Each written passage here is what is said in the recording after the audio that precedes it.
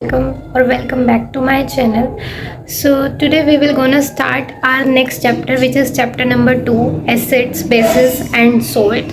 So yeah, let's start. Acids, bases and salt, class 10 science chapter 2. So what about the introduction. अब acids होते क्या हैं? ये होते हैं एच प्रोड्यूसर्स. एसिड जो है वो एच पॉजिटिव आयंस रिलीज करते हैं वाटर में जब उनका एक एक्वस सॉल्यूशन तैयार किया जाता है. जो एसिड्स होते हैं वो ब्लू लिटमस को रेड में कन्वर्ट कर देते हैं. अब लिटमस क्या होता है? लिटमस एक पर्पल कलर की डाई होती है जिसको हम लाइकन से एक्सट्रैक्ट करते हैं. जो एसिड्स है वो रिएक्ट करते हैं मेटल्स के साथ hydrogen gas plus salt produce करने में, और बेसिस के साथ रिएक्ट करते हैं to form salt and water.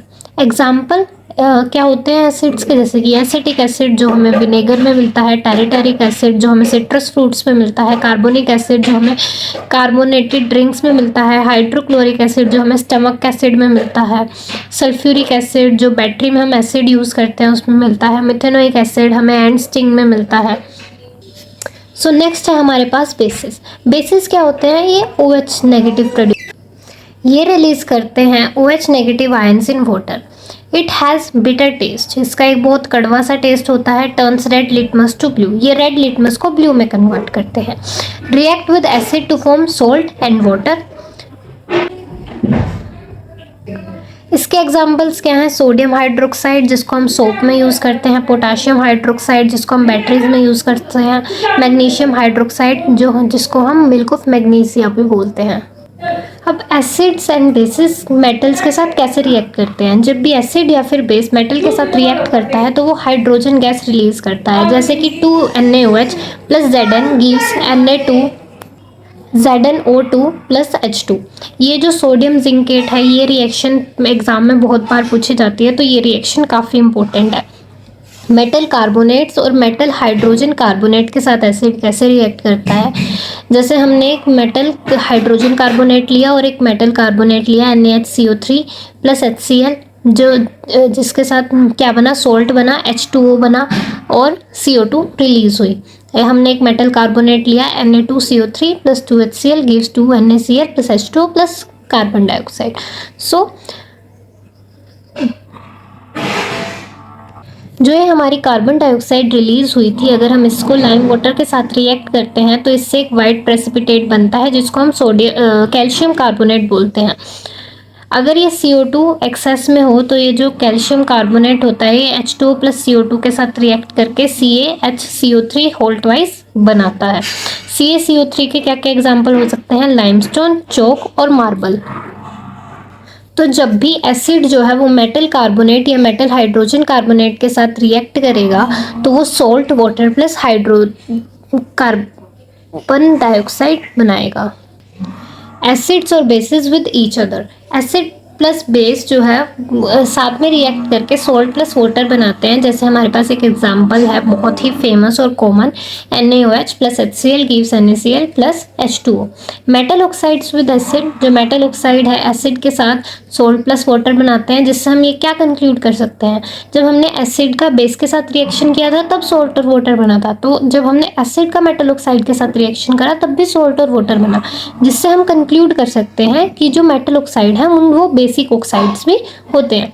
जब हमने नॉन मेटेलिक ऑक्साइड को बेसिस के साथ रिएक्ट किया तब भी उसने सेम सोल्ट और वाटर बनाया, तो हम इससे क्या कंक्लूड कर सकते हैं कि बेसिस के साथ जो रिएक्ट करके चीज़ बना रही है वो एसिडिक ऑक्साइड्स है. Acids and base in water solution. जैसे HCl प्लस CO2 H2O क्या बनाता है? H3O positive plus Cl negative. NaOH plus CO2. Acids and bases in water solution. जब भी HCl प्लस वाटर रिएक्ट करते हैं तो वो क्या बनाते हैं? H3O positive plus Cl negative. जब NaOH प्लस H2O रिएक्ट करते हैं तो वो क्या बनाते हैं? Na positive plus OH negative. जो भी बेसिस डिजोल्व होते हैं वाटर के अंदर हम उसको एल्कली बोलते हैं, एल्कली बेस. एक वेरी इंपॉर्टेंट क्वेश्चन है हमारे पास जो एग्जाम्स में बहुत ज़्यादा देखने को मिलता है कि हमें एसिड के अंदर वाटर क्यों नहीं ऐड करना चाहिए, हमें वाटर के अंदर एसिड क्यों ऐड करना चाहिए. जो एसिड है should be added slowly to the water with constant stirring. मतलब उसे हिलाते हुए, वाटर को हिलाते हुए हमें उसमें थोड़ा थोड़ा एसिड ऐड करना चाहिए acid is, if water is added to acid, अगर हम वाटर को ऐड कर देंगे एसिड में, सो वो एक बहुत हाईली एक्सोथर्मिक रिएक्शन है जिससे जो एसिड है वो स्प्लैश आउट कर सकता है और हमें बर्न्स कोज कर सकता है।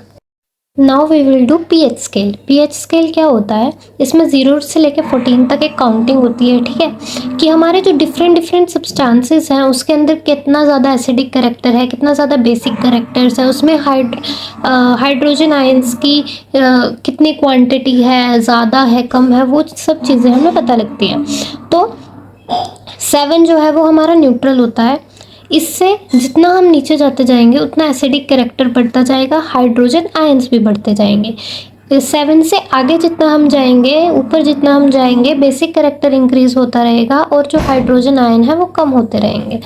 डिफरेंट चांसेस के हमारे पास पीएच कुछ दे रखे हैं, जैसे कि गैस्ट्रिक जूस का 1.2 होता है, लेमन जूस का 2.2 होता है, प्योर वाटर और ब्लड का 7.4 के आसपास होता है, मिल्क ऑफ मैग्नीशिया का 14 होता है, सोडियम हाइड्रोक्साइड सॉल्यूशन का 14 होता है। सो ये सब हमें याद करने हैं, ये भी एग्जाम्स में पूछे जाते हैं।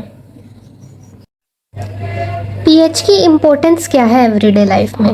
जो प्लांट्स और एनिमल्स का पीएच, ह्यूमन बॉडी की जो पीएच रेंज होती है वो 7 to 7.8 होती है। अगर पीएच 5.6 से लेस हो तो उसको एसिड रेन बोलते हैं, और अगर वो वाटर बॉडीज़ में जाती है तो वहाँ पर एक्वेटिक लाइफ की जो सर्वाइवल है उसको वो डिफ़िकल्ट बना देती है।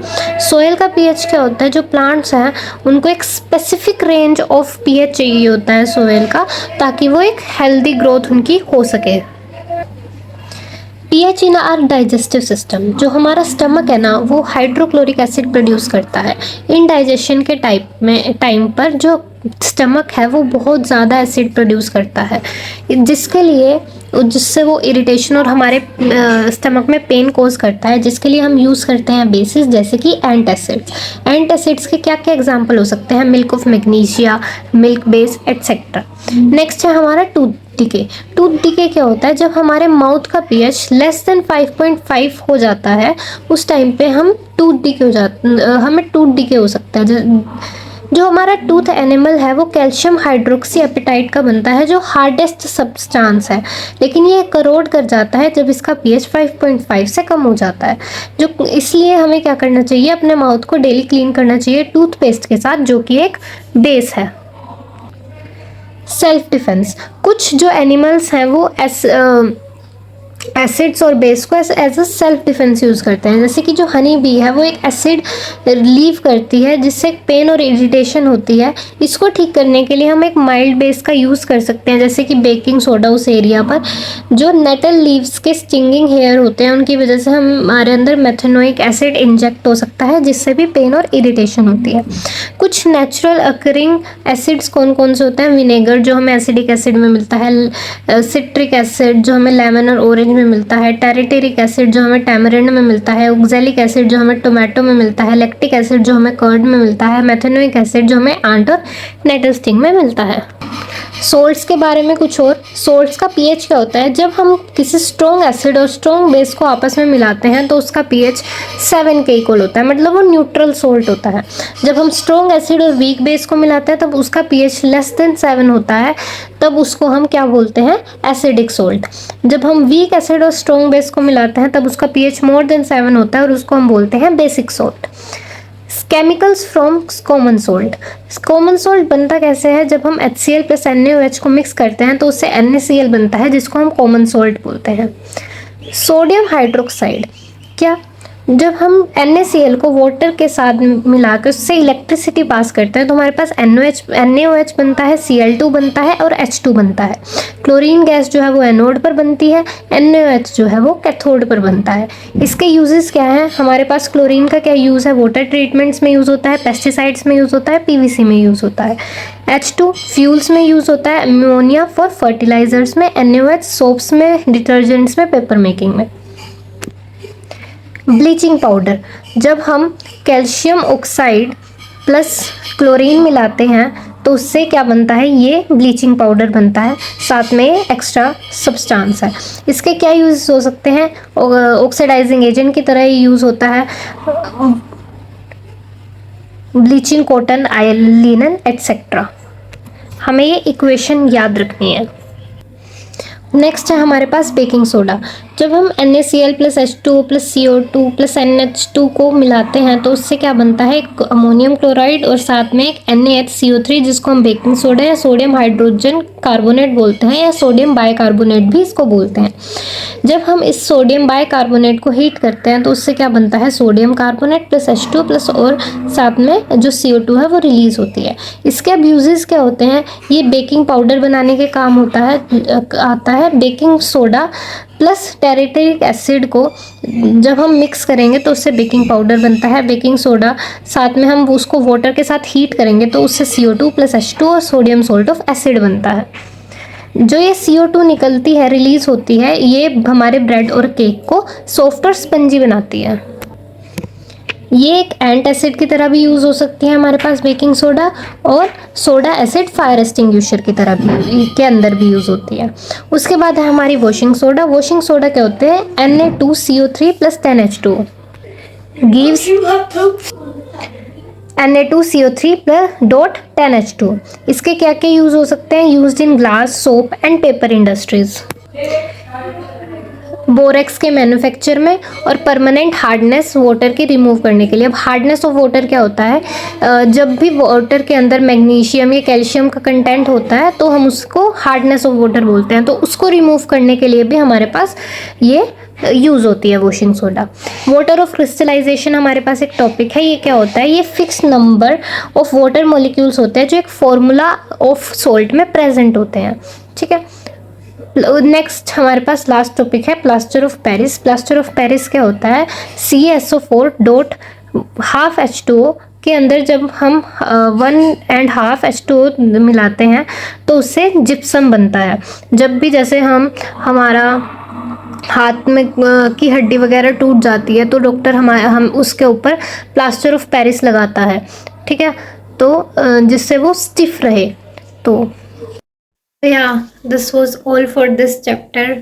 I will give you some kind of MCQs, descriptive assignments, some shorts if it's needed. And yeah, so if you like this, like, share, subscribe, comment. Thank you. Bye.